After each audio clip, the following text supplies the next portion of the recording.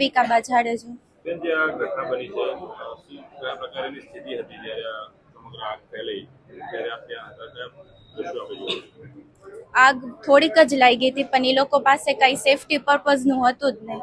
જો એક્સટિંગ્યુશર કે એવું કઈ હોત તો બી થોડીક કન્ડિશન સ્ટેબલ થઈ જાત, આગ એટલી બધી વધત નહીં. એ લોકો પાસે કઈ હતું નહીં, નહોતું ફાયર એક્ઝિટ, ફાયર અલાર્મ કે એવું કઈ હતું જ નહીં કે જે ઉપર લોકો હોય એ લોકોને ખબર તો પડવી જોઈએ ને કે આગ લાગી છે.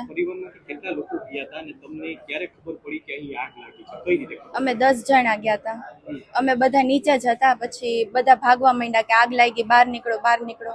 એટલે ત્યારે ખબર પડી કે આગ લાગી છે. આપની સાથે પરિવારમાં અન્ય કોણ કોણ લોકો હતા અને અત્યારે કોણ કોણ મિસિંગ છે? આપની ઈજા થઈ છે તો કેવી ઈજા થઈ છે સામાન્ય? નહીં, મને એમ તો કાંઈ નથી થયું. મને બધાએ ધક્કા મારીને અમને તો બહાર મોકલી દીધા કે તમે અહીંથી જાઓ, અમે બહાર નીકળી જશું. એટલે અમે એવું વિચાર્યું કે ઉપર કંઈક ફાયર એક્ઝિટ કે કંઈક તો હશે ને.